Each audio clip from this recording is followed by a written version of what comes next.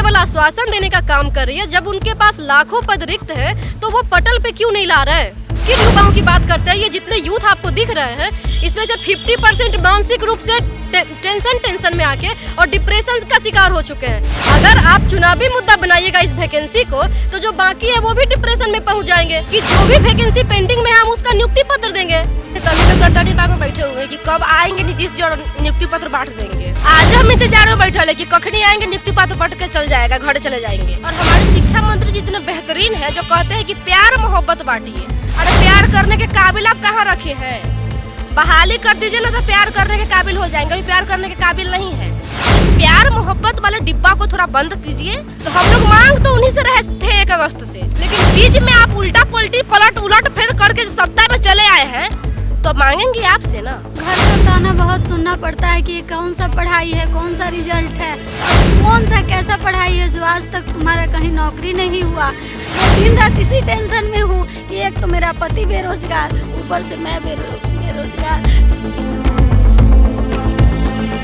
फिर मैं अपने बच्चे को कैसे आगे बढ़ाऊँ? मैं सरकार से नम्र निवेदन करती हूँ कि मेरे करुणा को सुने और अति शीघ्र बहाली पे और अति शीघ्र विज्ञप्ति दे। नमस्कार, आप लाइव सिटीज देख रहे हैं और मैं हूं आपके साथ रोहित वर्मा। देखिए, एक बार फिर से पटना में सीटेट और बीटेट के क्वालिफाइड कैंडिडेट्स अब सड़कों पर उतर गए हैं और जिसमें लड़कियां भी पीछे नहीं है। जो महिलाएं हैं वो भी भारी संख्या में पटना के गर्दनी बाग में धरने पर बैठ गई हैं। हम एक एक करके सभी से बात करेंगे और जानेंगे कि आखिर नोटिफिकेशन अब तक करीबन 3 साल से नहीं आई है, तो इसको लेकर इनके फैमिली लोगों की तरफ से, फैमिली मेंबर्स की तरफ से क्या क्या परेशानियां झेलनी पड़ती हैं, क्या प्रेशराइज इन लोगों को होना पड़ता है या फिर नहीं, क्या क्या दिक्कत आप लोगों को होती है। आप लोगों की नोटिफिकेशन करीबन कई सालों से नहीं आई है, इसको लेकर सर बहुत प्रॉब्लम होता है। हम लोग अब 3 साल से वेट करते करते चौथे साल में एंट्री मारने वाले हैं। 2019 से लेके और अभी तक के जितने भी सीटेड क्वालिफाइड हैं वो सब सरकार के आश्वासन के बाद वेट कर रहे हैं कि कब ये आश्वासन रियल में चेंज हो। और हम लोगों को मई में जो आंदोलन किए थे उसमें 26 जुलाई का एक रिटन आश्वासन मिला था कि अब आप लोग धरना खत्म करवाइए। ये शिक्षा विभाग के अपर मुख्य सचिव के द्वारा ये बोला गया था, लेटर मिला था, ट्वीट किया गया था और रिक्वेस्ट किया गया था कि अब आप लोग अपना प्रोटेस्ट खत्म कीजिए। अब 26 जुलाई से आप लोगों का 7th फेज शुरू हो रहा है, तो हम लोगों ने जुलाई तक का वेट किया। 1 अगस्त से फिर कंटिन्यू हम लोग गर्दनी बाग में, उस समय से कंटिन्यूटी में हम लोग का प्रोटेस्ट चल रहा है। दिवाली और छठ के वजह से बीच में थोड़ा उसको स्टॉप किया गया। अब हम लोगों के साथ सर सबसे बड़ी मजबूरी ये है कि गवर्नमेंट केवल आश्वासन देने का काम कर रही है, जब उनके पास लाखों पद रिक्त हैं तो वो पटल पे क्यों नहीं ला रहे हैं? उनको पटल पे भी लाना चाहिए ना। केवल आप आश्वासन दे दीजिएगा, उससे हम युवाओं का पेट नहीं ना भर जाएगा। आप यूथ की बात करते हैं, आप किन युवाओं की बात करते हैं? ये जितने यूथ आपको दिख रहे हैं, इसमें से 50% मानसिक रूप से टेंशन में आके और डिप्रेशन का शिकार हो चुके हैं। अगर आप चुनावी मुद्दा बनाइएगा इस वैकेंसी को, तो जो बाकी है वो भी डिप्रेशन में पहुंच जाएंगे। सरकार बनी थी तो सरकार की तरफ से ये आश्वासन दिया गया था कि सबसे पहले जो भी पेंडिंग है उसे पूरा किया जाएगा, तमाम लोगों को नौकरी दी जाएगी, नियुक्ति पत्र भी सभी को बांटा जा रहा है। तो आप लोग पीछे क्यों रह जा रहे हैं? सर यही तो बात है ना कि सरकार जिस समय बनी थी उस समय हम लोगों को ऐसा बोला गया था कि जो भी वैकेंसी पेंडिंग में है हम उसका नियुक्ति पत्र देंगे।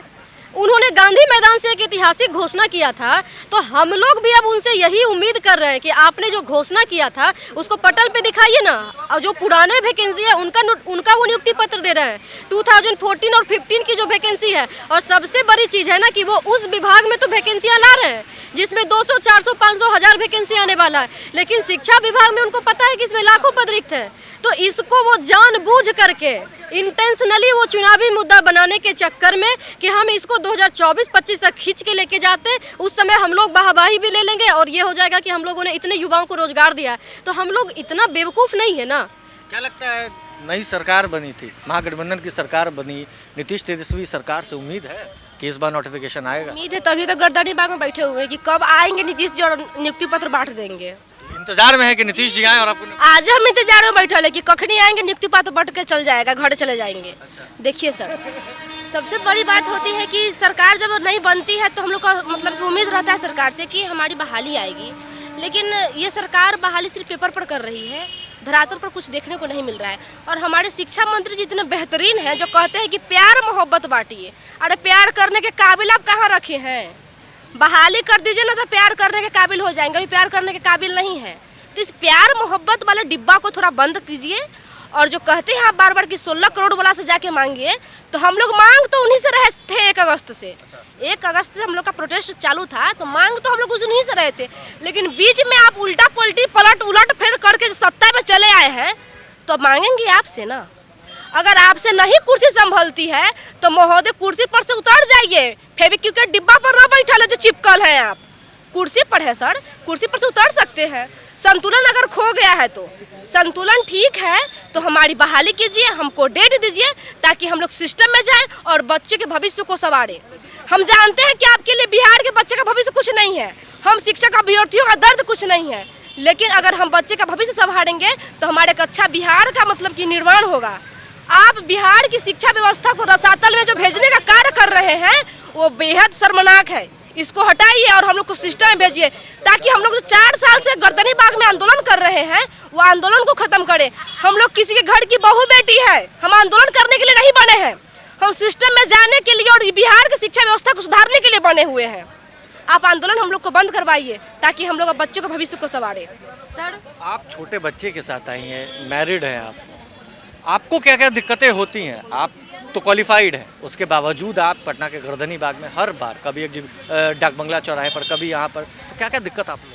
सर ये तो घर का ताना बहुत सुनना पड़ता है कि ये कौन सा पढ़ाई है, कौन सा रिजल्ट है और कौन सा कैसा पढ़ाई है जो आज तक तुम्हारा कहीं नौकरी नहीं हुआ और अभी तक तुम धारणा ही धारणा दे रही हो। पिछले 2019 से लगातार मैं धरना प्रदर्शन में आती रही और अभी तक बेरोजगार रही। पढ़ाई के लिए तो भी मैं लड़ाई झगड़ा करके, एक तो पढ़ाई की रिजल्ट आया, उसके बाद भी लड़ाई झगड़ा करके मैं धरना में आती हूँ, बच्चे को लेके आती हूँ। मुझे बहुत अपने आप में मतलब दुख फील होता है कि एक ऐसा पढ़ाई है और कैसा रोजगार का स्लोगन, सरकार का स्लोगन है बेटी बचाओ बेटी पढ़ाओ। क्या यही एक बेटी और औरत का इज्जत है कि आज बच्चे को घर में शिक्षा देने के छोड़ करके आज हम रोड पे आए हैं अपने बच्चे को लेके? यहाँ पे उसको क्या हम पढ़ाएंगे, क्या स्कूल का होमवर्क कराएंगे और कब जा करके उसका सिलेबस पूरा करेंगे? अभी तो खुद ही हम बेरोजगार हैं, फिर बच्चे को पढ़ाएंगे कैसे और कैसे उसको आगे बढ़ाएंगे? मुझे इतनी दिक्कत फील हो रही है कि मैं अपने बच्चे का भविष्य नहीं सुधार पा रही हूँ। मैं दिन रात इसी टेंशन में हूँ कि एक तो मेरा पति बेरोजगार, ऊपर से मैं बेरोजगार, फिर मैं अपने बच्चे को कैसे आगे बढ़ाऊं? मैं सरकार से नम्र निवेदन करती हूं कि मेरे करुणा को सुने और अति शीघ्र बहाली दे और अति शीघ्र विज्ञप्ति दे। बस मेरा यही। किस तरह से बातें करते करते भावुक हो गई है और भी लोग, क्या क्या दिक्कत आप लोगों की होती है? लगातार कई सालों से आप लोग ऐसे ही धरने पर बैठे हैं, सरकार से मांग कर रहे हैं अपनी नौकरी को लेकर, क्या क्या दिक्कतों का सामना? सर हम सबको तो बहुत सारे दिक्कत को झेलना पड़ता है। फर्स्ट तो हम सब कर्ज करके लोन लेके अपने सीटेट बीएड किए, डीलेड किए, उसको बाद सीटेट क्वालिफाइड किए, वो लोन से अभी गुजरे। उसको बाद गांव समाज के ताना सुन रहे, अपने घर फैमिली को ताना सुन रहे, लेकिन अभी तक सरकार आश्वासन पर आश्वासन दे रही है, अभी तक हम सबको नोटिफिकेशन नहीं दे रही है। और जब भी नीतीश कुमार से, माननीय शिक्षा मंत्री चंद्रशेखर यादव से बात करते हैं कोई भी अभ्यर्थी, तो बोलते हैं 2 करोड़ वाले से मांगो, 16 करोड़ वाले से मांगो। तो हम सब उनसे क्यों मांगने जाए? हम तो बिहार का निवासी है ना, तो बिहार के सरकार से ही ना मांगेंगे, क्योंकि मेरे घर के मुखिया मेरे पापा है, तो कोई भी चीज़ कमी होता है तो मैं अपने पापा से मांग करती हूँ। उसी तरह मेरे पंचायत के मुखिया मेरे मुखिया, तो कमी होती तो पंचायत के मुखिया से मांग करती हूँ। उसी तरह तो मेरे बिहार के मुखिया माननीय नीतीश कुमार जी, तो उनसे मांग करो। अगर उनसे नहीं देने में समझक है तो वो अति कुर्सी को छोड़ दे, जो दूसरा सरकार आएगी वो हम सबको मांग को पूरी करेगी। चलिए इनके साथ साथ तो लड़की की पढ़ाई ही बंद करे, एकदम शुरू से ही औरतों और लड़कियों की पढ़ाई बंद करे ताकि ना पढ़ेगी ना रोड पे आएगी। अगर पढ़ने का उसको थोड़ा सा भी इरादा है कि लड़की और औरतों को आगे बढ़ाए तो उसको रोजगार दे और उसके पढ़ाई का इज्जत करे, ताकि वो जितना संघर्ष और जितना कठिन परिश्रम से पढ़ाई की है उसका कहीं भी इज्जत हो और वो टीचर बने जिसका क्वालिफाई, जो मतलब अपना जो एलिजिबिलिटी वो क्लियर की है उसका इज्जत हो और वो आगे अपने बच्चे को पढ़ाए और स्कूल के बच्चे का भी भविष्य बनाए। यही मेरा कहना है। देखिए इनके साथ साथ आप लोग भी बैठे हैं, आप लोगों को क्या क्या दिक्कत होती है? देखिए दिक्कत 3 साल, लगभग 3-3.5 साल से नहीं आया, 4था साल चढ़ने वाला है। सर देखिए, पढ़े लिखे बेरोजगार होना समाज का सबसे एक मतलब क्रूर है, ये नहीं होना चाहिए। लोग पढ़े लिखे हुए हैं तो उस पढ़े लिखे युवाओं से आप काम लीजिए। बिहार को सुदृढ़ और सही तरीका में जाने के लिए उनको रोजगार दीजिए और बिहारियों को आगे बढ़ाने के लिए आप जो सपना बुना करके रखे हैं उसको एक शिक्षक ही आगे बढ़ा सकता है।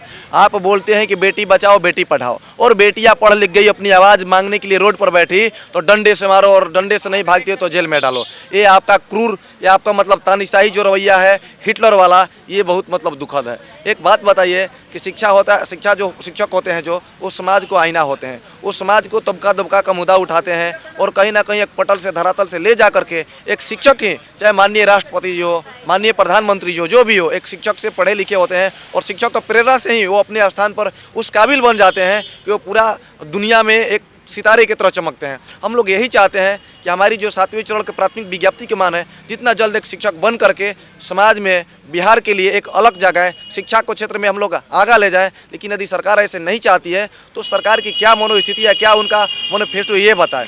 तेजस्वी यादव जी ने जब चुनाव लड़ा था तो उनका मैनिफेस्टो था कि पढ़ाई, लड़ाई, दवाई, कार्रवाई, सुनवाई, लेकिन अभी उनका सारी चीज़ें नज़र नहीं आ रही है। उनका बोलना था, वो खुद चारों तरफ कहते चल रहे थे कि पहले कलम से 10 लाख रोजगार देंगे। भैया आपका या तो कलम खो गया या आपका दिमागी संतुलन खो गया है, यही दो स्थिति हो सकती है। यदि आपका दिमागी संतुलन सही है तो हमारी करुणा के ऊपर ध्यान दीजिए कि रो रहे हैं, चीख रहे हैं भाई बहन। देखिए एक बहन यहाँ पर अभी रो रही है, उनका एक अपना दर्द है और साथ ही साथ बिहार का भी एक दर्द है। बिहार के सरकारी स्कूल में कौन पढ़ते हैं?